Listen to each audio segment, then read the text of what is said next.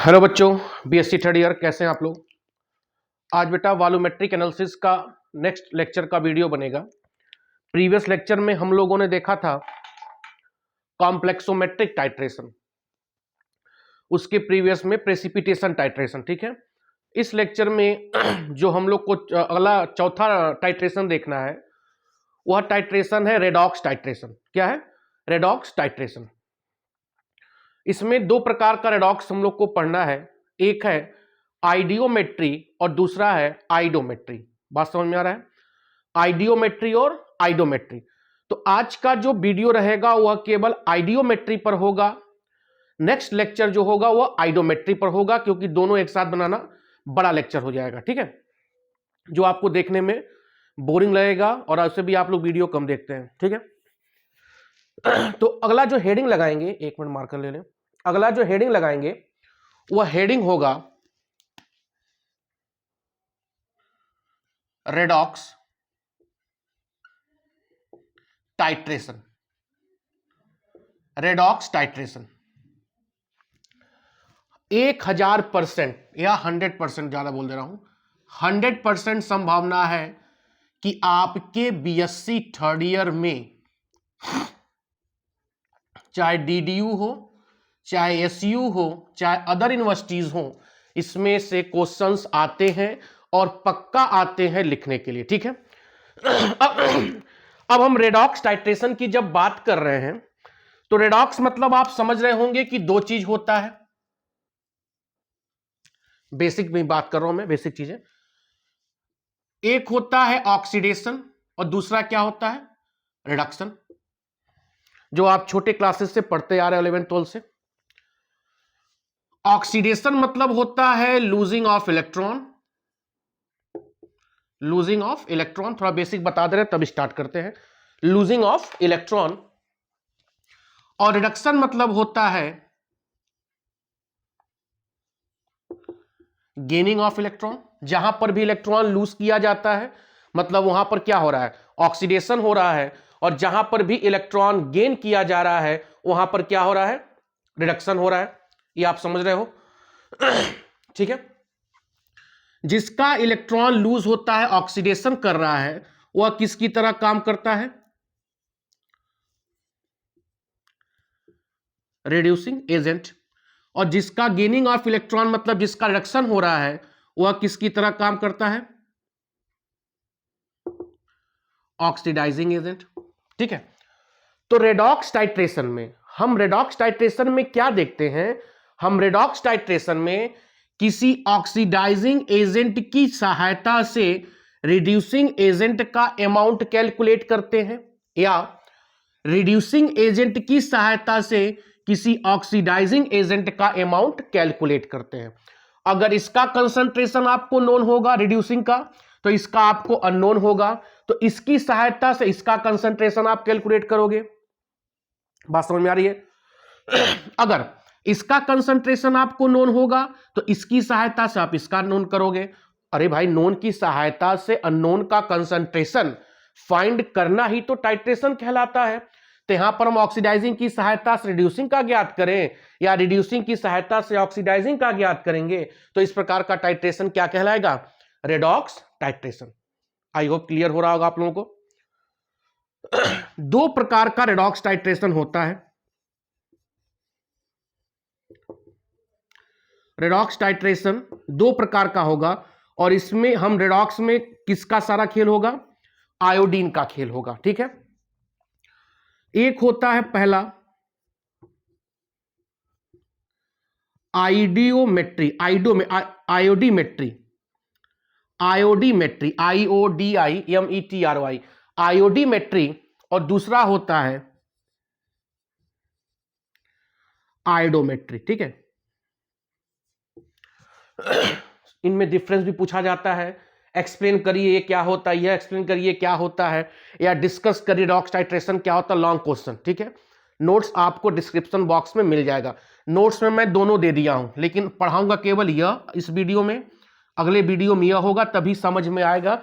दोनों साथ साथ एक साथ लंबा वीडियो हो जाएगा जो आप खूब बोरिंग लगेगा। ठीक है, क्लियर हो रहा है? दो प्रकार का हम रेडॉक्स टाइट्रेशन देखेंगे, एक देखेंगे आयोडीमेट्री, IODI आयोडीमेट्री, और दूसरा देखेंगे आयोडोमेट्री। ठीक है, मिटा रहा हूं मैं इसको।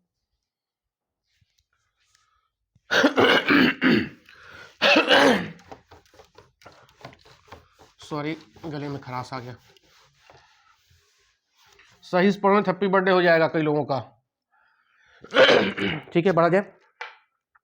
आइए हेडिंग लगाते हैं। आयोडी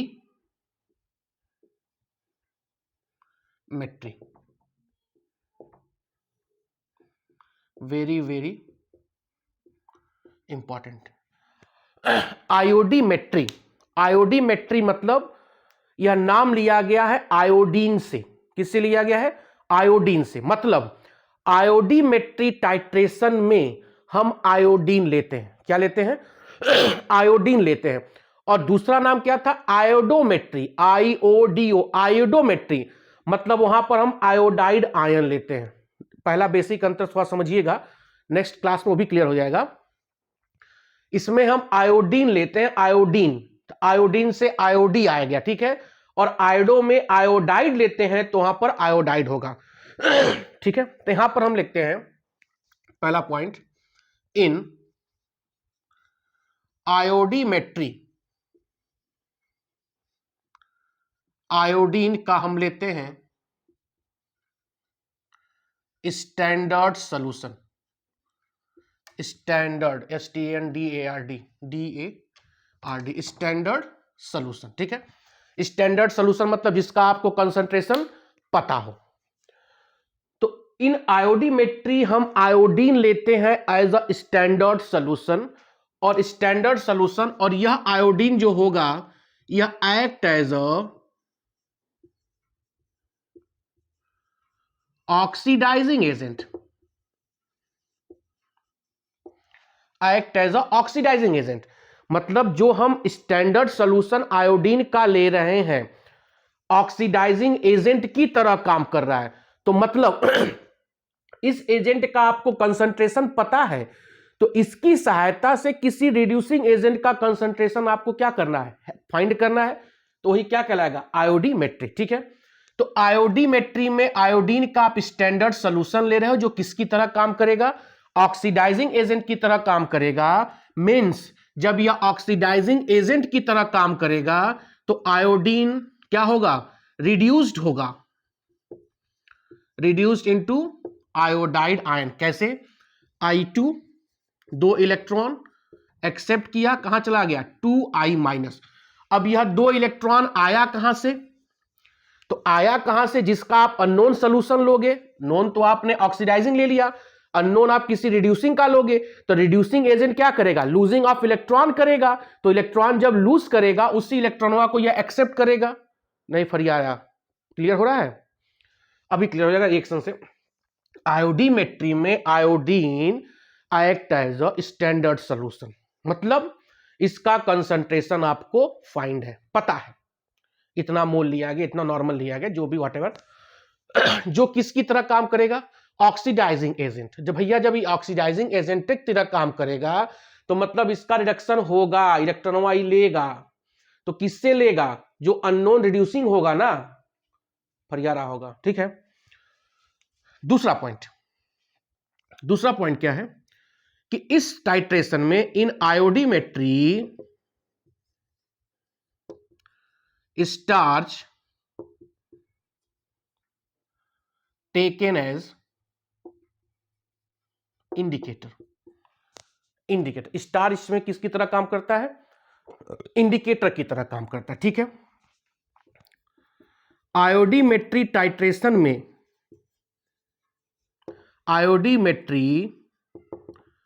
टाइट्रेशन में जो पीएच ऑफ द सॉल्यूशन होगा, पूरे चाहे अननोन चाहे नोन का, वह 7 to 8 होगा। इसी के पीएच रेंज में होना चाहिए। क्यों? अगर पीएच 7 से कम हुआ, अगर पीएच 7 से कम हुआ मतलब यह क्या हो गया? एसिडिक सॉल्यूशन हो गया। भैया 7 और 8 के बीच में टाइट्रेशन होगा। अगर मान लो गलती से पीएच घट गया, या दूसरे कंडीशन में पीएच क्या हुआ, बढ़ गया, तो मतलब यह क्या हो गया, बेसिक सोल्यूशन हो गया। तो जब सोल्यूशन अगर एसिडिक हो जाएगा तो उस कंडीशन में जो आपने स्टार्च लिया है, स्टार्च आप एज अ इंडिकेटर लिए हो, तो इस स्टार्च का एसिडिक सोल्यूशन में क्या हो जाएगा, हाइड्रोलिसिस हो जाएगा। बोलो, हाइड्रोलिसिस हो जाएगा, ग्लूकोज फ्रक्टोज में टूट सकता है, तो स्टार्च अपनी इंडिकेटर वाली प्रॉपर्टी खो देगा। मेरी बात समझ में आया? इस टाइट्रेशन में जो पीएच होगा वह 7 से 8 होगा। अगर पीएच घट गया, अगर कोई सवाल मान लो पूछ ही दे इस तरह का, भविष्य में आप पढ़ने जा रहे हो, आगे पढ़ाई कर रहे हो, कि अगर हम पीएच घटा देते हैं तो क्या होगा, तो आप कहेंगे सर अगर सोल्यूशन में पीएच, अगर हम कोनिकल फ्लास्क में जो आयोडीन ले रहे हैं उसका पीएच अगर घटा देंगे तो उसमें हम इंडिकेटर स्टार्च लिए हैं तो उसका हाइड्रोलिसिस हो जाएगा। हाइड्रोलिसिस जब हो जाएगा तो इंडिकेटर अपनी प्रॉपर्टी खो देगा। और अगर पीएच हमने क्या किया, बढ़ा दिया, मतलब बेसिक कर दिया, तो बेसिक कर दिया मतलब किसका कंसंट्रेशन हमने बढ़ा दिया, OH माइनस का। बोलो, तो इस OH माइनस से आयोडीन जो है रिएक्शन करके बना लेगा OI माइनस, बैलेंस बैलेंस का जरूरत नहीं है, हाइपो आयोडाइड बना लेगा, हाइपो आयोडाइड। तो जब हाइपो आयोडाइड बना लेगा यह, तो हमको iodine act as oxidising agent रही नहीं जाएगा यार, यह रिएक्शन में कंज्यूम हो जाएगा, क्योंकि इसी की सहायता से हमको रिड्यूसिंग एजेंट का कंसंट्रेशन पता करना है। तो जब पता कब होगा, जब आयोडीन सोल्यूशन में रहेगा तभी ना, और कब रहेगा, जब पीएच 7 से 8 होगा तब ना। बोलो, अगर पीएच घट गया तो इंडिकेटर अपनी प्रॉपर्टी शो कर दे, खत्म कर देगा। अगर पीएच बढ़ गया तो आयोडीन कंज्यूम हो जाएगा और हाइपो आयोडाइड आयन बना लेगा, फिर हमारा क्या नाम है, रीडिंग क्या हो जाएगी, गलत आ जाएगी। ठीक है, अब देखो, अब आयोडीन का हम स्टैंडर्ड सॉल्यूशन ले रहे हैं, तो स्टैंडर्ड सॉल्यूशन लेने के लिए आयोडीन में हम क्या मिलाएंगे, वाटर। तो आयोडीन क्या है, नॉन पोलर है, तो वाटर क्या है, पोलर है। तो आयोडीन SLIGSTLY स्लाइटली डिजॉल्व हो जाएगा भैया, स्लाइटली डिजॉल्व होगा, पोलर नॉन पोलर डिजॉल्व नहीं होता है, तो सोल्यूशन बन नहीं पाएगा। क्यों? क्योंकि आयोडीन हाइड्रोजन है, पोलर है, तो आसानी से डिजॉल्व नहीं हो पाएगा। तो अब क्या करेंगे, हम इसमें ऐड करेंगे एडेड पोटेशियम आयोडाइड। वाटर में क्या डाल देंगे, पोटेशियम आयोडाइड, और यह पोटेशियम आयोडाइड आयोडीन से रिएक्शन करके क्या बना लेगा, KI3। क्या बना लेगा, KI3, और यह KI3 दो पार्ट में टूटेगा, K प्लस और I3 माइनस। फिर आप कहेंगे सर आपने कहा है कि आयोडीन की सहायता से हमको रिड्यूसिंग एजेंट की कंसंट्रेशन प्राप्त करना है, फिर यहां पर भी तो आयोडीन कंज्यूम हो गया, यहां पर भी तो आयोडीन आपने कंज्यूम करा दिया। हाँ बेटा, मैंने कंज्यूम करा दिया। अब देखो, यह जो ट्राई आयोडाइड आयन है यह इस फॉर्म में एग्जिस्ट करता है, I2 प्लस I माइनस। अब यहां से हम जो यह ऑक्सीडाइजिंग एजेंट लिए हैं इसकी सहायता से हम किसी रिड्यूसिंग एजेंट का क्या प्राप्त करेंगे, कंसंट्रेशन ज्ञात करेंगे। यही हमारा आइडियोमेट्री है। हो रहा है क्लियर? प्रोसीजर समझाऊं? बोलो, कोई दिक्कत यहां से भैया? बढ़ा जाए, चलो मिटा रहा हूं, एग्जाम में इस तरह दिखा भी देना। ठीक है, चलो प्रोसीजर समझते हैं।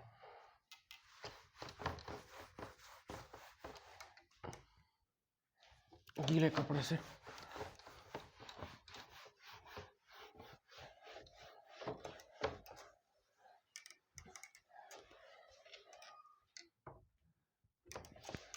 हमने इसमें आयोडीन लिया है, और आयोडीन किस में चेंज होगा, आयोडाइड आयन में। ठीक है, तो आयोडीन का हमने क्या लिया है, स्टैंडर्ड सॉल्यूशन।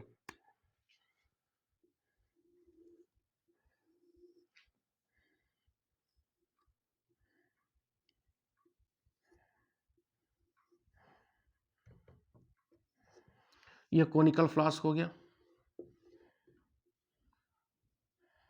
यह ब्यूरेट हो गया। ठीक है, ये स्टैंड हो गया। अब इस कोनिकल फ्लास्क में आपने क्या क्या लिया है, पोटेशियम I2 लिया है, इसमें आपने क्या डाला है, KI, तभी डिजॉल्व होगा, वाटर के साथ है ना। और इसमें आपने क्या लिया, starch, act as indicator, act as indicator, साफ दिखाई दे रहा है, एक्ट एज इंडिकेटर। और यहाँ पे pH हमने कितना लिया है, 7 to 8, ना घटाएंगे ना बढ़ाएंगे, घटाने बढ़ाने का प्रॉब्लम जो होता मैंने दिखा दिया। और यह आयोडीन किसकी तरह काम कर रहा है, ऑक्सीडाइजिंग एजेंट की तरफ। अब इसमें हम क्या लेंगे, कोई रिड्यूसिंग एजेंट लेंगे जिसका कंसंट्रेशन आपको क्या है, अननोन है, पता ही नहीं है, ये भैया नोन है, स्टैंडर्ड में शुरू में ही बोला नोन है, ठीक है। इसमें जनरली कौन सा लेते हैं, Na2H2O3, sodium thiosulphate, sodium thiosulphate, ठीक है। अब इसमें गिरेगा, होता क्या है, जो यह स्टार्च है, जो स्टार्च है इस आयोडीन के साथ, इस आयोडीन के साथ जो इसमें डाले हैं के साथ रिएक्शन करके I2 स्टार्च बना लेगा, मतलब कोई कॉम्प्लेक्स बना लेगा, ठीक है। यहां पर कलरलेस, मतलब आयोडीन आपने डाला, स्टार्च डाला, तो 2-4 सेकेंड तक कलरलेस रहेगा, कुछ देर के बाद यह सॉल्यूशन क्या हो जाएगा, ब्लू कलर, क्योंकि स्टार्च ने आयोडीन के साथ रिएक्शन करके कोई कॉम्प्लेक्स बना लिया। तो इस कोनिकल फ्लास्क में जो सॉल्यूशन था उसका रंग क्या हो जाएगा, ब्लू कलर हो जाएगा, ठीक है। अब आपने स्टॉपर को ओपन किया, यहां से क्या इसमें गिरेगा, sodium thiosulphate NH2H2O3, sodium thiosulphate इसमें गिरता जाएगा, किसमें, कोनिकल फ्लास्क में। तो मैं यहां लिख रहा हूं, तो Na2H2O3 जो कि क्या है, अननोन है, यहां स्टार्च के साथ आयोडीन है, इसके साथ रिएक्शन करेगा, यहां 2 ले लो, तो यहां बनेगा Na2S4O6 और 2Na plus plus 2I minus. देखो यहां पर जो यह 2 सोडियम है, इसने इलेक्ट्रॉन क्या किया है, लूज किया है, इसका सोडियम इलेक्ट्रॉन क्या किया है, लूज किया है। और जो यह आयोडीन था, ये इलेक्ट्रॉन को एक्सेप्ट करके कहां चला गया है, आयोडाइड आयन में। तो यहां सोडियम थायोसल्फेट किसकी तरह काम कर रहा है, रिड्यूसिंग एजेंट, और यह किसकी तरह काम कर रहा है, ऑक्सीडाइजिंग एजेंट, ठीक है। इसका आपने पीपेट किया होगा, मान लो इसका वॉल्यूम कितना था, V1, कंसंट्रेशन आपको पता हो, मान लो M1, ठीक है। सोडियम थायोसल्फेट का वॉल्यूम आप ब्यूरेट रीडिंग से कर लोगे, V2, तो M1 V1 is equal to M2 V2, M1 पता, V1 पता, V2 पता, M2 कैलकुलेट हो जाएगा। तो इस तरह हम किसी ऑक्सीडाइजिंग एजेंट की सहायता से किसी रिड्यूसिंग एजेंट का कंसंट्रेशन पता कर लेते हैं, यही रेडॉक्स टाइट्रेशन है, और यह आइडियोमेट्री है। और आइडियोमेट्री में जस्ट अपोजिट है, वहां पर रिड्यूसिंग एजेंट को हम नोन कहेंगे, उसकी सहायता से ऑक्सीडाइजिंग एजेंट का कंसंट्रेशन पता करेंगे। क्लियर हो रहा है कि नहीं क्लियर हो रहा है।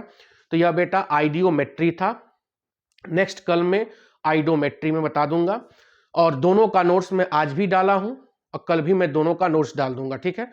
तो आपका एक चैप्टर एनालिटिकल केमिस्ट्री का समाप्त हो जाएगा, वॉल्यूमेट्रिक एनालिसिस। इसके बाद 2 लेक्चर लगेगा ग्रेविमेट्रिक एनालिसिस, वो भी समाप्त, मतलब इस हफ्ते में एनालिटिकल में पूरा समाप्त करूंगा, ठीक है। Share, subscribe, like, comment,